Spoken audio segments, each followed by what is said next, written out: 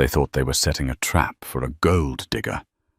They thought she was desperate, penniless, and lucky just to be breathing the same air as their dynasty. But when the Harringtons forced Odetta to sign that prenup in front of 300 of New York's elite, they didn't realize they were the ones walking into the lion's den. You think you know what rich looks like. Wait until you hear the gasp that silenced a ballroom when the lawyer read the name on her asset list. This isn't a Cinderella story. It's a reckoning. The air inside Le Bernardin was always crisp, smelling faintly of sea salt and old money. For Odetta Jenkins, a freelance illustrator who spent most of her days in paint-stained, oversized T-shirts in a drafty Bushwick loft, the stiff white tablecloths felt like a minefield. She adjusted the collar of her dress, a navy cocktail number she'd found at a consignment shop on 2nd Avenue. It was vintage, or at least that's what the tag said. Next to Catherine Harrington, however, Odetta felt like she was wearing a potato sack. Catherine sat across from her, a sculpture of ice and diamonds. She was wearing a Chanel tweed suit that cost more than Odetta's entire college tuition. Next to her sat Richard Harrington, the patriarch of the Harrington real estate empire, a man who looked at people and saw only square footage and zoning laws. And beside Odetta was Liam Harrington, the man she loved. He reached under the table and squeezed her hand, his palm sweating slightly. He was the golden boy, the heir apparent, but tonight he looked like a child waiting for a scolding. "So," Catherine began, not bothering to look at Odetta as she dissected her scallop with surgical precision. "Liam tells us you're an artist." She said the word artist the way one might say leprosy. "I'm an illustrator," Odetta corrected gently, keeping her voice steady. "I do contract work for publishing houses and some digital marketing firms." "Contract work," Richard grunted, taking a sip of a Pinot Noir that was probably older than Odetta. "Unstable, no equity, no 401k. "I manage Richard," Odetta said, offering a polite smile. "I've never missed rent." Catherine placed her fork down. The metallic clink against the china sounded like a gavel drop. "Rent, precisely. You pay rent, Odetta. We own skylines." Liam cleared his throat. "Mother, please. We're here to celebrate the engagement. Odetta and I, we are here." Catherine interrupted, her eyes finally locking onto Odetta's with terrifying intensity. "To discuss the realities of this union. You are a lovely girl, Odetta. You have a rustic charm, but Liam is a Harrington. The Harrington Trust is valued at $400 million. It is a complex ecosystem of assets, offshore holdings, and legacy properties." Odetta pulled her hand away from Liam's grip. She knew where this was going. She had seen it in the movies, but the reality was far colder. "I'm not marrying Liam for his money, Catherine. Of course not." Catherine smiled, a tight, bloodless expression. "That's what they all say, dear. But love fades. Alimony is forever. If you are truly marrying my son for love, then you will have no objection to signing a prenuptial agreement." Odetta looked at Liam. He was staring at his water glass. "Liam." "It's standard procedure, Odetta." Liam mumbled, still not meeting her eyes. "Dad made Mom sign one. It's how the family works. It protects everyone." "It protects you," Odetta said, a spark of anger igniting in her chest. "It protects the legacy," Richard barked. "We've had lawyers draft it. Arthur Pendleton from Cravath is handling the details. It's ironclad. You leave with what you came in with. Nothing more, nothing less." Catherine reached into her Hermes Birkin bag and pulled out a thick, bound document. She didn't slide it across the table. She dropped it in front of Odetta with a heavy thud. "We aren't monsters, Odetta," Catherine purred. "We've included a clause. For every year you remain married to Liam, you will receive an allowance of $50,000. Think of it as a salary for being a wife." Odetta felt the blood rush to her face. An allowance, like she was a teenager, or a high-end escort. "I don't want your money," Odetta said, her voice dropping to a whisper. "I have my own savings. I have my own life." Catherine laughed, a short, sharp sound. "Oh, honey, your savings wouldn't cover the floral budget for the wedding I'm planning. This isn't a negotiation. You sign this or there is no wedding. Liam knows the terms of his inheritance. If he marries without a prenup, he is cut off. Completely." Odetta looked at Liam again. The man who had proposed to her on a rainy rooftop in Brooklyn, swearing that nothing mattered but them.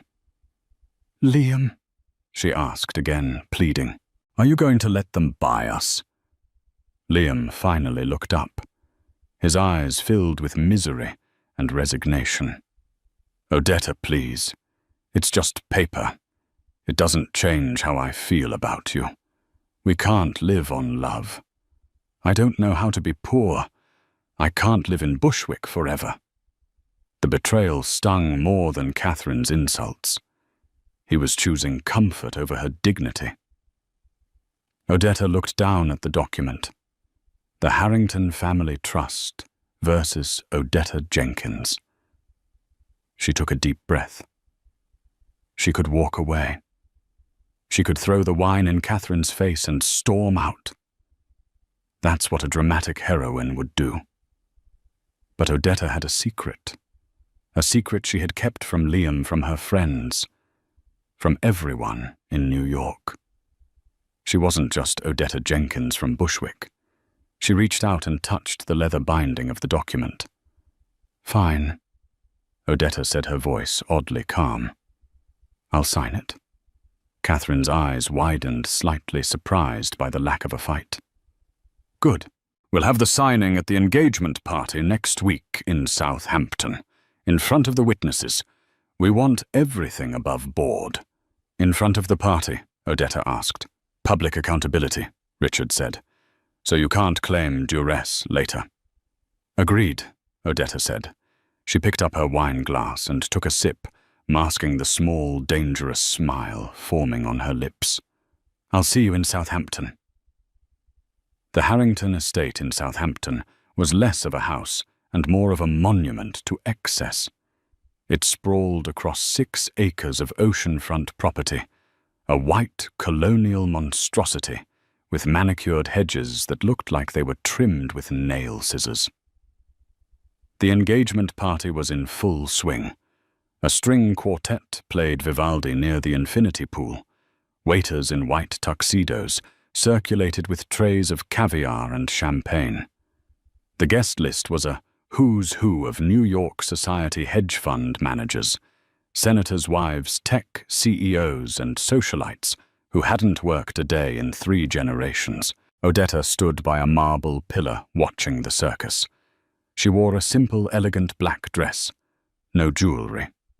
Liam was across the lawn being clapped on the back by his fraternity brothers from Yale. He looked relieved. He thought the storm had passed. "Enjoying the view?" Odetta turned to see Catherine standing there, holding a glass of Bollinger. She looked triumphant. "It's a beautiful house, Catherine," Odetta said. "It's a Harrington house," Catherine corrected. "And tonight we secure its future. The lawyers are setting up in the library. Arthur Pendleton is here. We're doing the signing at 8:00 p.m. sharp, just before the toasts." "Why the spectacle, Catherine?" Odetta asked, turning to face her future mother-in-law. "Why not just do it in an office?" Catherine stepped closer, her perfume smelling of tuberose and hostility. "Because, my dear, these people need to see that Liam hasn't lost his mind. They need to see that you know your place. You are the lucky charity case. The signing is a signal to our world that the Harrington walls are still high. My place, Odetta repeated. I see. Don't look so sour, Catherine sneered. You're getting a lifestyle millions would kill for. All you have to do is sign away your claim to it. As 8 p.m. approached, the music died down. Richard Harrington stepped onto the raised terrace, tapping a spoon against his glass. Ladies and gentlemen, if I could have your attention. The crowd hushed. 300 faces turned toward the terrace. Tonight we celebrate Liam and Odetta, Richard boomed. But in the Harrington family, we believe in transparency. We believe in entering partnerships with eyes wide open. A murmur went through the crowd. This was highly irregular. To that end, Richard continued, gesturing to a large oak table that had been brought out onto the terrace. We are commencing the signing of the prenuptial agreement, a testament to the fact that this marriage is built on love, not financial incentive. There were chuckles from the crowd, cruel, knowing chuckles. They knew what this was. A public shaming, a ritual humiliation of the poor girl. Liam walked up to the terrace looking pale. He beckoned for Odetta. Odetta walked up the stone steps. She could feel the eyes on her, assessing her, judging her.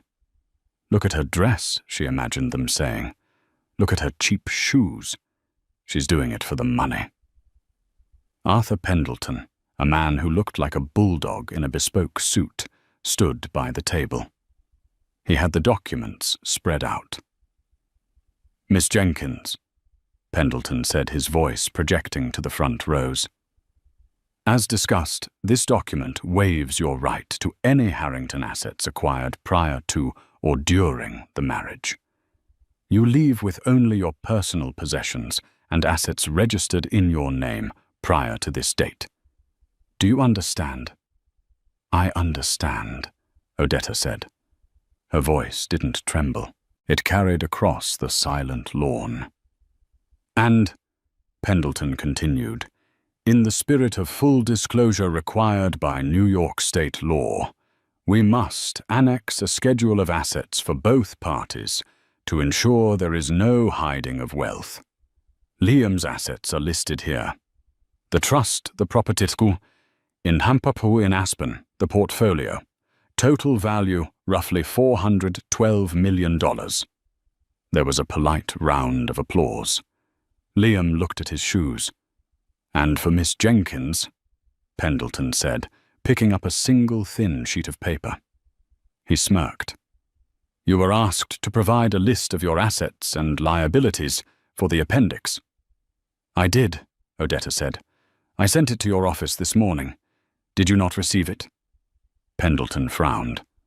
My paralegal handed me a sealed envelope just before I arrived. I haven't opened it yet, assuming it was negligible. A checking account and a used car, perhaps. Laughter rippled through the crowd. Catherine was beaming.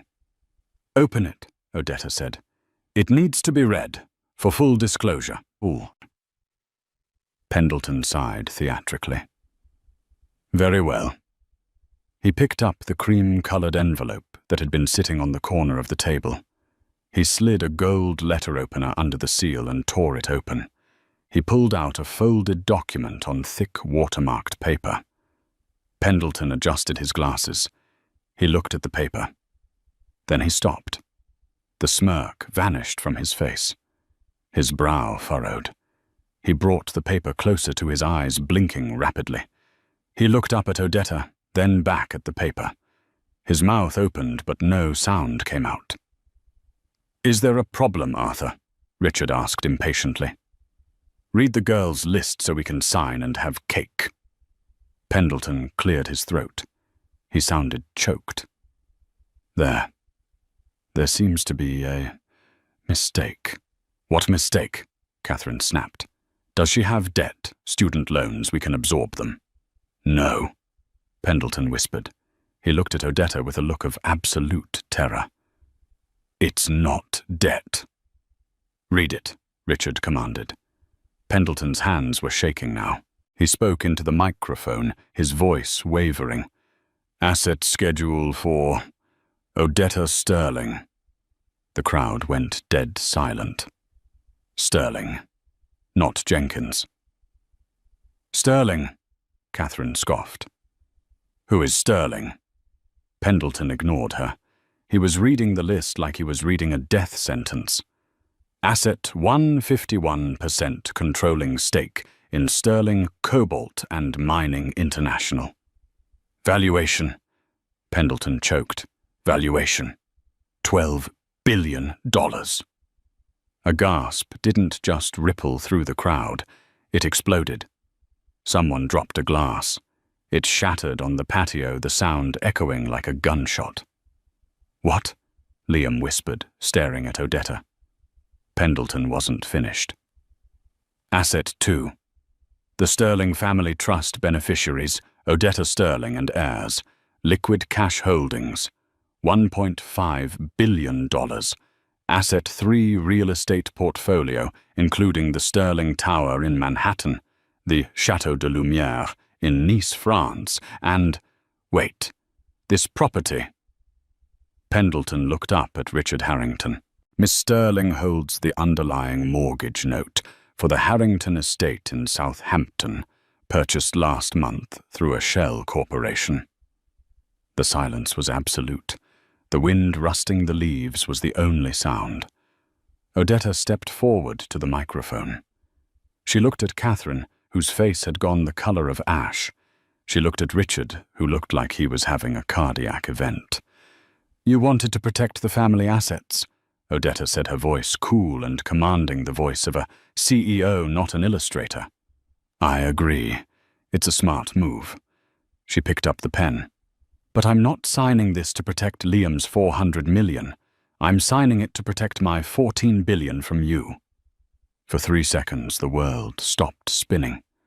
Richard Harrington gripped the podium, his knuckles white. The color had drained from his face so completely that he looked like a wax figure melting in the heat. Catherine, usually the master of the quick retort, stood with her mouth slightly ajar, her eyes darting between Odetta and the terrifying document in Pendleton's shaking hands. 14 billion, someone in the front row whispered. It was Mrs. Van der Veer, the gossip columnist for the Post. She was already typing furiously on her phone under her shawl. Odetta picked up the Mont Blanc pen. It felt heavy, substantial. She looked at the prenup, the document meant to shackle her, to keep her in her place as the lucky poor girl. You know. Odetta said, her voice amplified by the speakers, calm and conversational. My father always told me that prenups are essential. He said, Odetta, wealth attracts parasites. I just never thought I'd be sitting at a table with them. She signed her name. Odetta Sterling. Not the jagged, nervous scrawl of Odetta Jenkins, but the sweeping, confident signature that had authorized billion-dollar mergers since she was 21. She capped the pen and tossed it onto the table.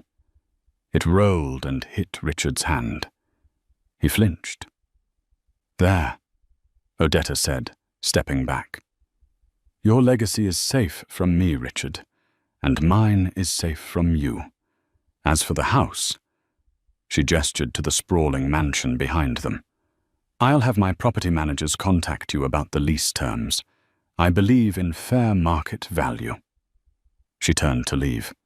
The reaction was instantaneous. The crowd, previously a wall of judgment, physically shifted.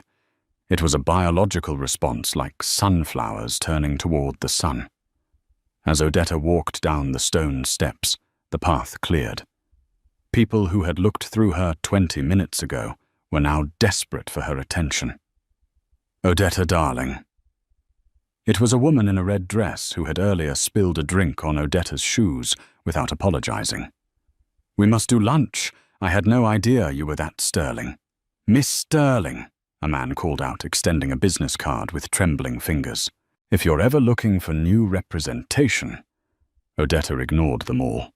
She walked with a straight back, her eyes fixed on the driveway. She didn't look at Liam. She couldn't.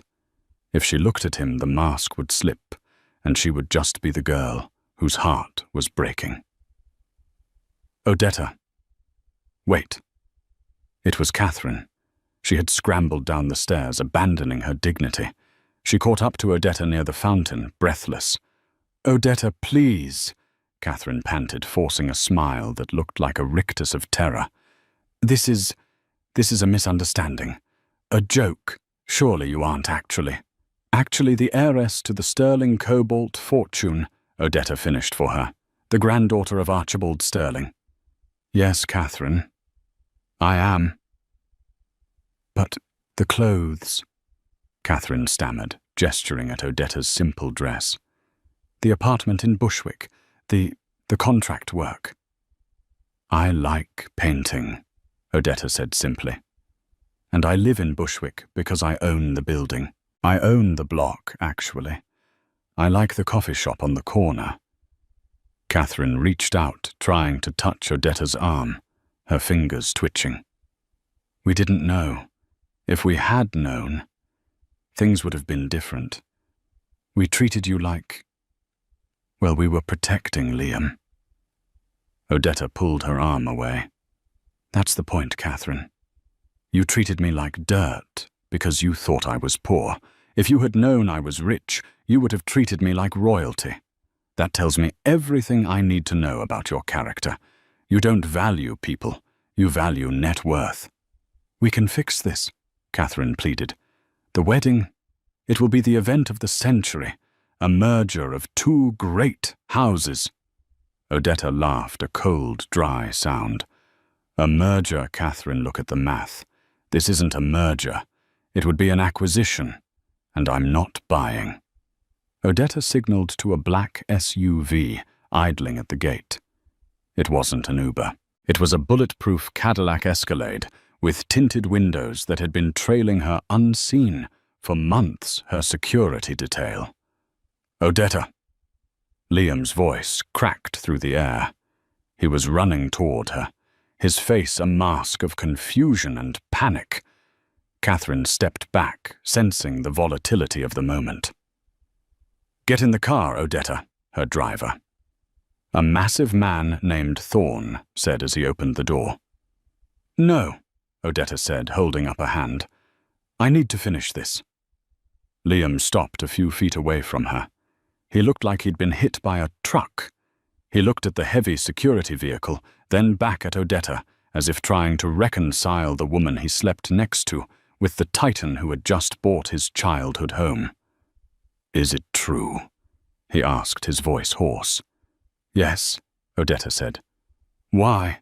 Liam shouted, throwing his hands up. Why lie to me for 2 years? Odetta, we lived on ramen noodles. We split the electric bill. I saved for 6 months to buy you that engagement ring. A ring you probably think is a piece of trash. Now. I love that ring, Odetta said softly. I love it because you worked for it.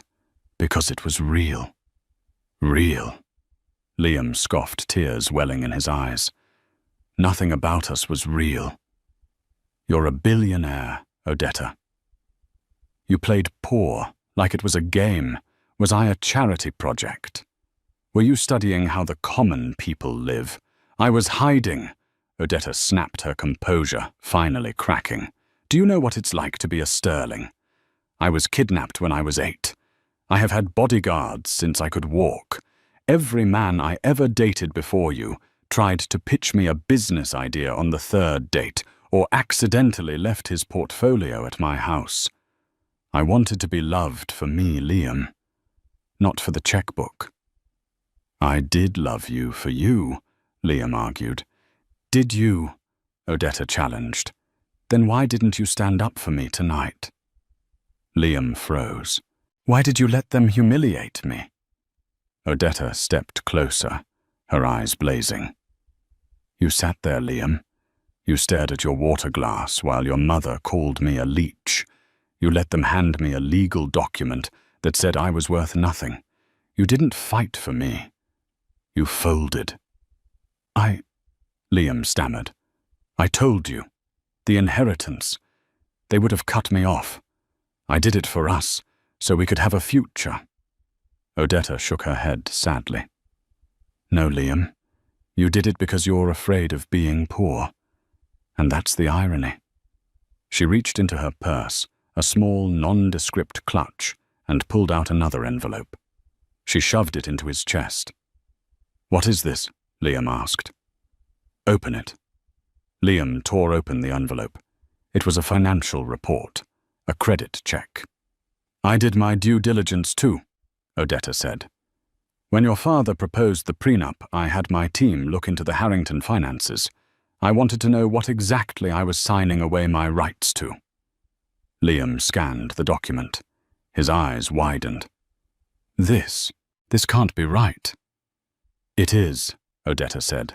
The Harrington Trust is empty, Liam. Your father made bad bets on commercial real estate in 2023. The assets are leveraged at 110%, the Southampton house. It was going into foreclosure next Tuesday. That's why I bought the note. I bought the debt to stop the bank from seizing it during the party. Liam looked up, his face pale grey. We're broke. Worse than broke, Odetta said mercilessly. You're drowning. That's why your mother was so vicious. That's why they needed the prenup. They weren't protecting their money from me. They were terrified that if I divorced you and took half, I'd find out that half was actually $40 million in debt. They were trying to trap me into a marriage where I couldn't ask questions. Liam leaned against the Escalade, looking like he was going to be sick. The golden boy facade had shattered. He wasn't the prince rescuing the pauper. He was the pauper, and she was the queen who had been pretending to be a peasant. You saved the house, Liam whispered. I did, Odetta said. Consider it a parting gift. I won't evict your parents. They can live there until they die. I'm not cruel. Parting gift, Liam looked at her, panic rising in his voice. Odetta, wait. We can talk about this. Now that I know. Now that everything is out in the open. Now that you know I'm rich, Odetta asked, raising an eyebrow. Now that you know I can bail out your family. Suddenly, you want to talk. No. Because I love you. You loved Odetta Jenkins, the struggling illustrator who looked up to you, Odetta said, opening the car door. I'm not sure you have the spine to love Odetta Sterling. Odetta, please, don't get in the car. Liam grabbed the door handle. Thorne, the bodyguard, stepped forward, his hand resting gently on Liam's chest. He didn't push, but the wall of muscle made it clear. Back off. Odetta climbed into the leather seat. She looked at Liam one last time. He looked small. A boy in a man's tuxedo. I'm going to stay at the plaza tonight, Odetta said. My lawyers will send over the lease agreement for the house on Monday. Read it carefully, Liam. Unlike you, I don't sign things without reading them. She pulled the door shut. The heavy lock clicked. As the car pulled away, Odetta didn't look back at the mansion or the party or the man she had thought was her soulmate. She looked forward into the dark, winding road of the Hamptons. She took a deep breath. She didn't feel triumphant. She felt hollow. Her phone buzzed. It was a text from an unknown number. Well played, Miss Sterling. But you didn't check one asset, the Cayman accounts. You think you bought their debt. You just bought their war chest. We need to talk. Odetta frowned. She tapped the screen. Who is this? The reply came instantly. Someone who hates the Harringtons more than you do, and someone who knows that Richard Harrington didn't lose that money. He stole it. Odetta stared at the phone. The game wasn't over. It had just changed levels. The Plaza Hotel suite was the size of Odetta's entire Brooklyn apartment block. She sat on the velvet sofa, still in her black dress, staring at the phone. It was 2 o'clock in the morning. A knock at the door broke the silence. It wasn't room service. It was the guest she had agreed to meet. Her head of security opened the door, revealing a man who looked nothing like a corporate whistleblower. He was young, maybe 25, wearing a hoodie and carrying a battered laptop bag. He looked like he belonged in a tech startup basement, not a high-stakes conspiracy. "Miss Sterling," he said, adjusting his glasses. "I'm Leo. I sent the text." "You said Richard stole the money," Odetta said, skipping the pleasantries. "Prove it." Leo sat down and opened his laptop. He didn't ask for water. He typed furiously for a moment, then spun the screen around. "I used to be a junior analyst at Harrington Global," Leo explained. "I was fired 3 months ago because I asked the wrong question about a wire transfer. I've been tracking their accounts ever since." Odetta looked at the screen. It was a spiderweb of transactions. "You found out the Harrington Trust was empty," Leo said, pointing to a red graph. "Richard made bad bets on commercial real estate, yes, but that only lost him about 50 million. The other 350 million, it didn't vanish, Odetta. It was moved." "Moved where?" "To a shell company called Phoenix Holdings in the Cayman Islands." Leo tapped a key. A document appeared. But here is the twist. Richard didn't sign the incorporation papers for Phoenix Holdings. He knew if the SEC ever looked, his signature would be a smoking gun. Odetta leaned in her eyes, scanning the document. Her breath hitched. "He needed a patsy," Leo said quietly. "Someone with the Harrington name, but without the business sense to check what they were signing. Someone who trusts him blindly." At the bottom of the document, in familiar looping blue ink, was a signature Odetta had seen 1,000 times on birthday cards and valentines. Liam Harrington. "Liam is listed as the sole director and beneficiary of Phoenix Holdings," Leo said. "Richard moved the family fortune into this account, then leveraged the original Harrington company with massive debt that you just bought. When the company inevitably collapses under that debt, the creditors, which is now, you would trigger an audit." Odetta felt sick. And the audit would find that the assets were embezzled by the director of the shell company. "Exactly." Leo nodded. "Richard set it up so that when the house of cards falls, he looks like the victim of a son who looted the family coffers. Richard walks away clean. Liam goes to federal prison for embezzlement and fraud. Minimum sentence 20 years. Odetta stood up and walked to the window, looking out at Central Park. The city lights blurred. It was diabolical. Richard Harrington wasn't just a snob. He was a predator who ate his own young. He had forced the prenup not to protect the money from Odetta, but to ensure Odetta couldn't get close enough to the books to spot the frame-up. "Does Liam know?" Odetta asked. "I doubt it," Leo said. "Liam probably thought he was signing routine trust documents. The timestamps on these transfers align with his graduation week. Richard probably slipped them in a stack of papers to sign between champagne toasts." Odetta closed her eyes. She had walked away from Liam thinking he was a coward who chose money over her. But he wasn't choosing money. He was standing on a trap door with a noose around his neck, and his own father was holding the lever. If Odetta exercised her rights as the new debt holder, if she foreclosed on the Harrington estate as she planned, she would trigger the investigation that would destroy Liam. "You bought the debt," Leo said, closing his laptop. "You hold the gun. The question is, who do you want to shoot?" Odetta turned back to him. The sadness was gone. In its place was the cold, hard steel of the Sterling bloodline. "I need a car," Odetta said to her bodyguard. "We're going back to Southampton." It was 4:30 a.m. when the Escalade rolled back through the gates of the Harrington estate. The party was long over. The white tents looked ghostly in the pre-dawn mist. The ground was littered with plastic cups and soggy napkins, the hangover of a dynasty. Odetta didn't knock. She had the security codes for the gate. They were part of the mortgage documents she had purchased. She walked into the main house. It was silent.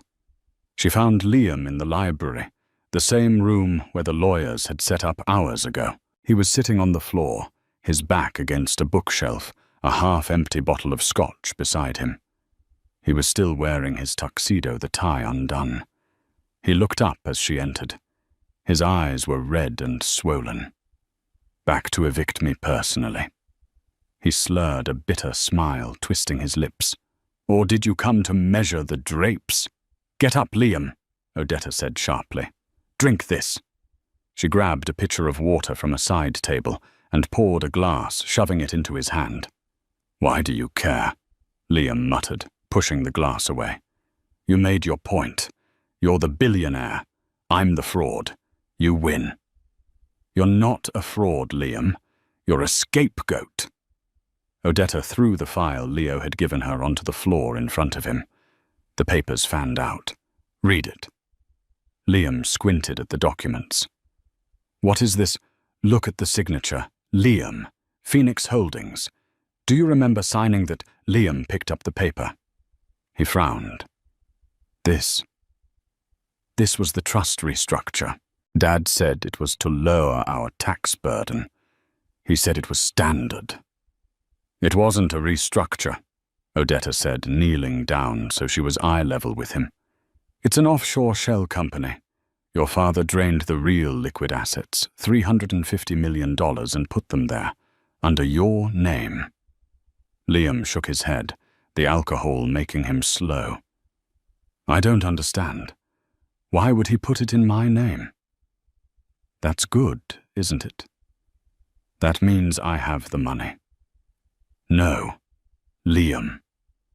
Odetta grabbed his shoulders and shook him. "He leveraged the original company with debt. When the debt implodes, the authorities will look for the missing cash. They will find Phoenix Holdings. They will find your signature. They will think you stole the money from the family business to hide it. Your father set you up to take the fall for his embezzlement." Liam froze. The reality hit him like a physical blow, sobering him instantly. "No, Dad wouldn't. He's tough, but he's not.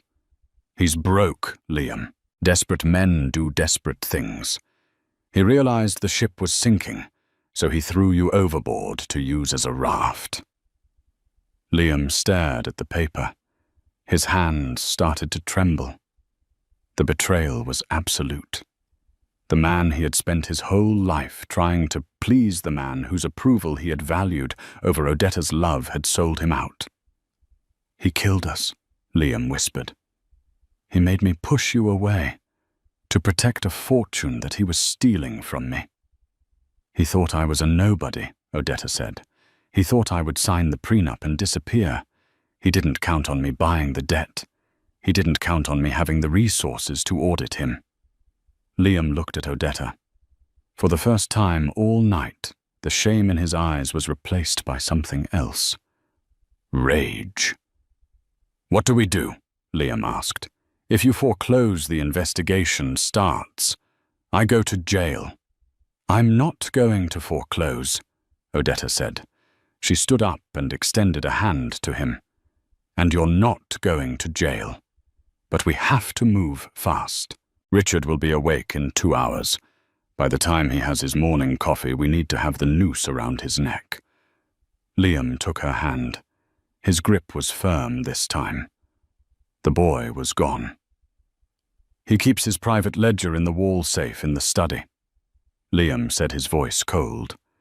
"He thinks I don't know the combination. He uses his mistress's birthday." "Mistress?" Odetta raised an eyebrow. "Oh, you didn't know." Liam let out a dark laugh. "Catherine knows. She tolerates it for the lifestyle. a lifestyle that apparently I paid for. They walked out of the library together. The sun was just starting to crack over the horizon, painting the sky the color of a bruise. They went to the study. Liam moved a painting of a hunting dog and spun the dial on the safe. Right 15, left 22, right 08. The heavy door clicked open. Inside, there was a black ledger and a stack of hard drives. "Bingo," Odetta whispered. "Well, well," a voice boomed from the doorway. Odetta and Liam spun around. Richard Harrington stood there, wearing a silk dressing gown. He was holding a snub-nosed revolver. He didn't look like the panicked man from the party anymore. He looked calm.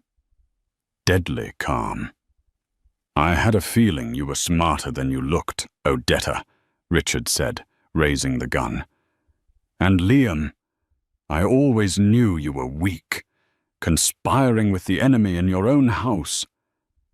"You stole everything from me," Liam said, stepping in front of Odetta.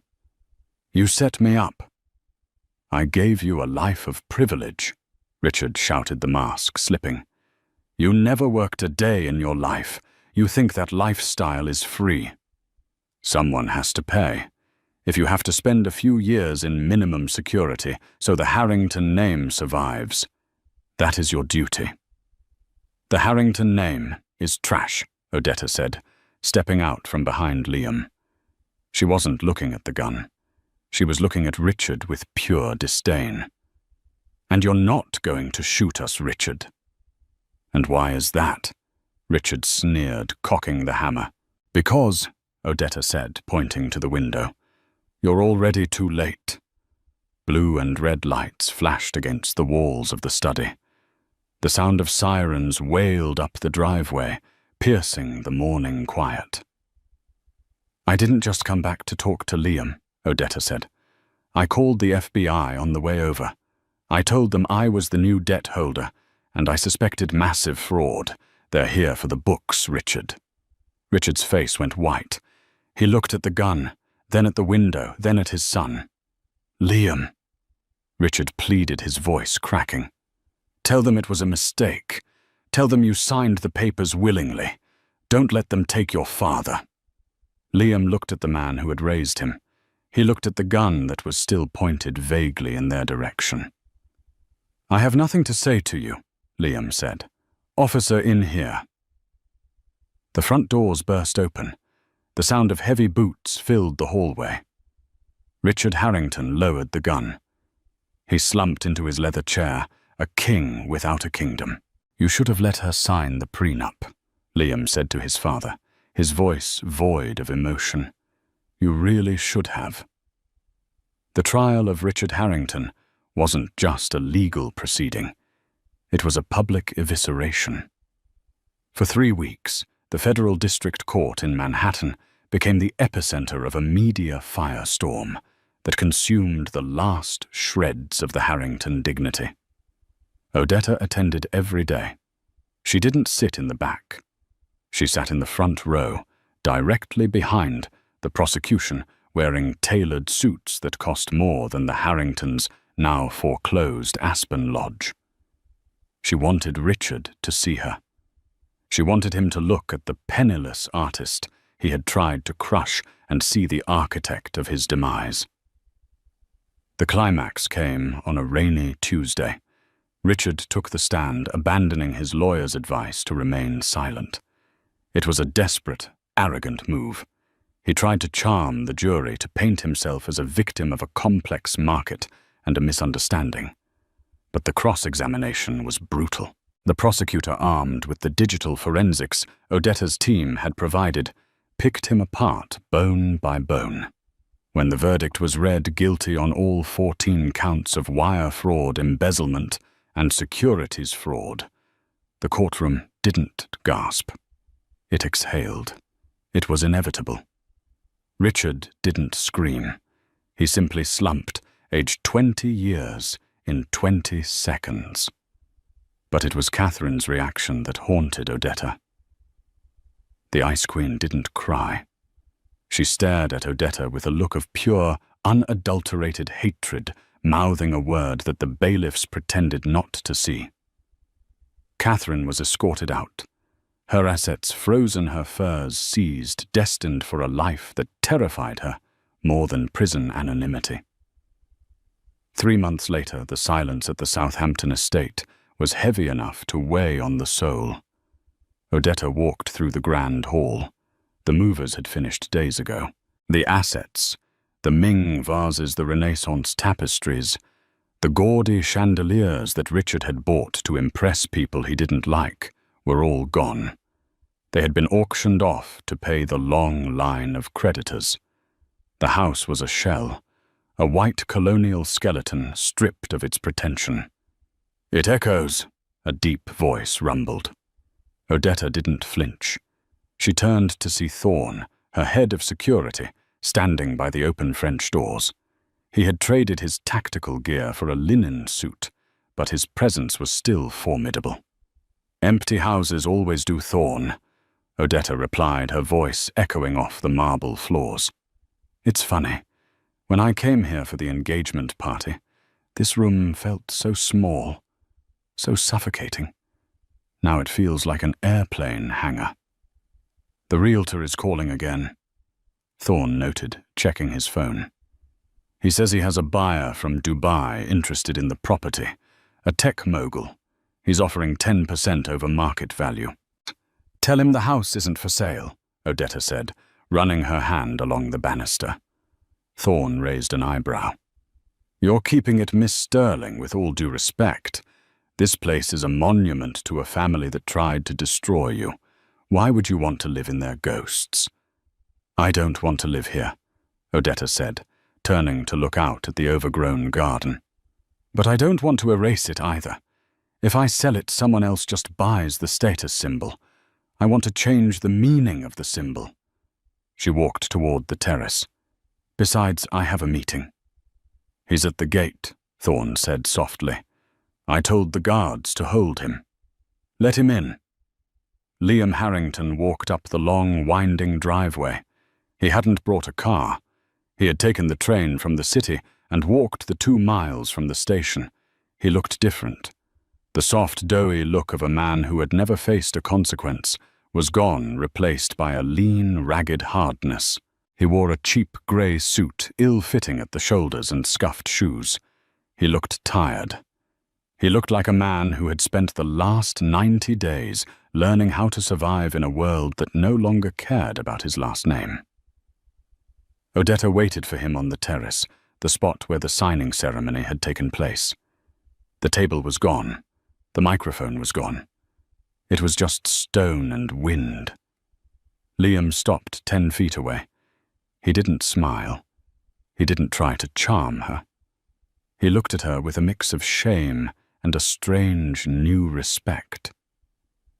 "You look," Liam started, then stopped. "You look like you own the world, Odetta." "I own the mortgage, at least," Odetta said, her face unreadable. "How are you, Liam?" "I'm alive," he said. "Dad is in FCI Otisville. Mom is in Boca living with her sister. I haven't spoken to either of them." "And you?" "I'm working," Liam said. "I got a job as a paralegal, not at a big firm. A legal aid clinic in the Bronx. I spend my days helping people fight eviction notices." He let out a short, dry laugh. Irony has a sick sense of humor. "It's honest work," Odetta said. "It is," Liam agreed. "It's the first honest thing I've done in my life. I used to think I was the good guy, Odetta. I told myself I was protecting you. But watching the trial, hearing the evidence, I realized I wasn't protecting you. I was protecting my inheritance. I was willing to let them humiliate you to keep my safety net." He reached into his jacket pocket. His hand trembled slightly. "I found this in the apartment, when I was packing up my stuff." He pulled out a small, tattered sketchbook. It was one of Odetta's old ones from when they first started dating. It was filled with charcoal sketches of Liam sleeping, laughing, drinking coffee. They were intimate, filled with a love that felt like it belonged to a different lifetime.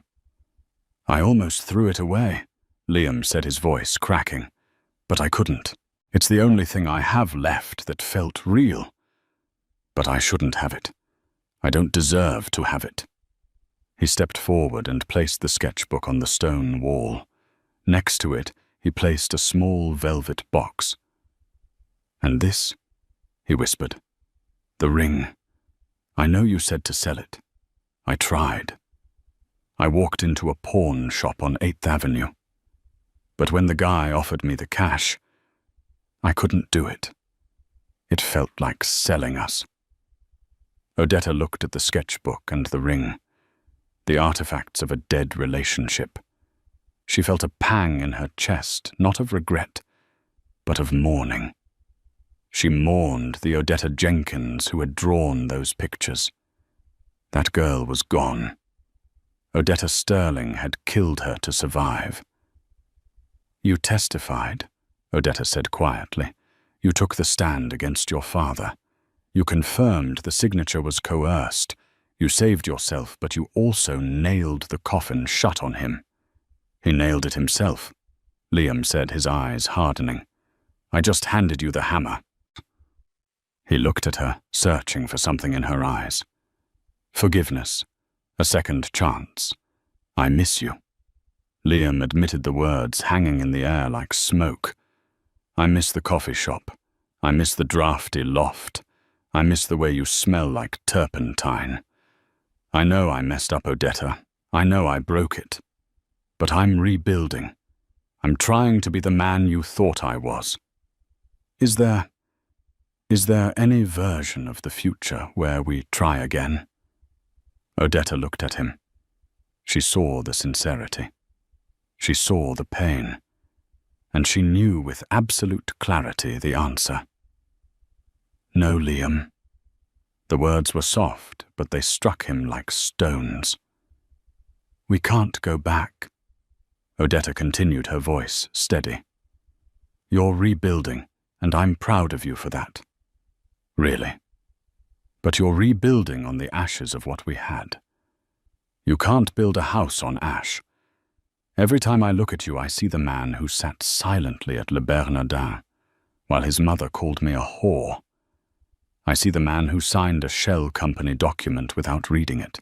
I can forgive you, Liam, but I can't unsee you."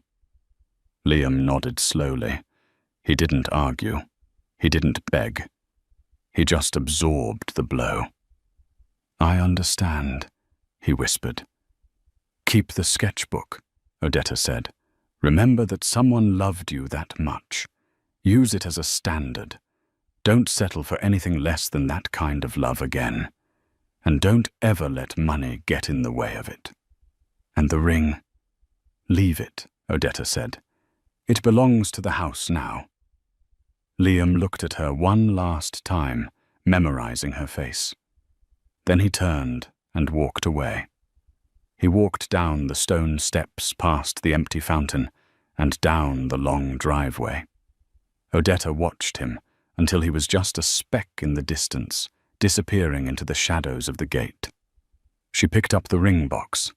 She didn't open it. She tossed it casually over the balustrade. It fell 50 feet and landed in the overgrown rose bushes below. Buried. "Thorne," she called out. The security chief stepped out from the shadows. "Yes, Miss Sterling. Call the contractors. I want the renovation started on Monday." 6 months later, the roar of a chainsaw had been replaced by the sound of a cello. The Southampton estate was unrecognizable. The gates were open permanently. The high security walls had been painted with murals, vibrant, chaotic, beautiful scenes of New York City life. Odetta stood on the lawn holding a clipboard. She wasn't wearing a suit. She was wearing paint-splattered overalls. "Miss Sterling!" "Look," a 10-year-old girl named Maya ran up to her holding a canvas. It was a messy, brilliant painting of a dragon eating a skyscraper.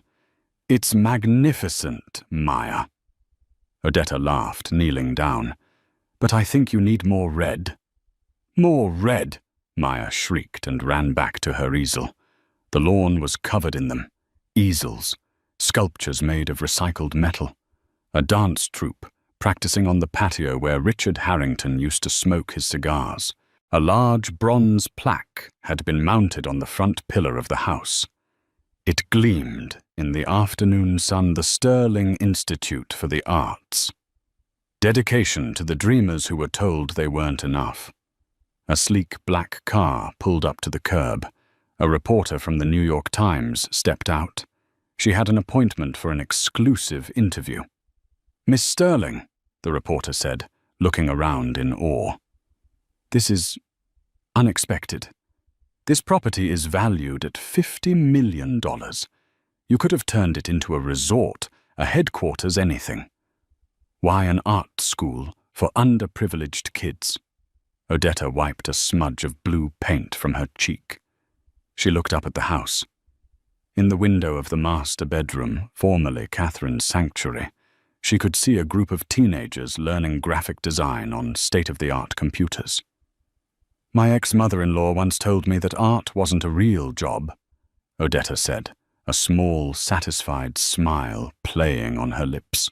"She told me that assets were the only things that mattered. She said they owned the skyline." Odetta gestured to the kids, to the chaos, to the joy that filled the air. "I wanted to prove her wrong. She used this house to keep people out. I'm using it to let people in.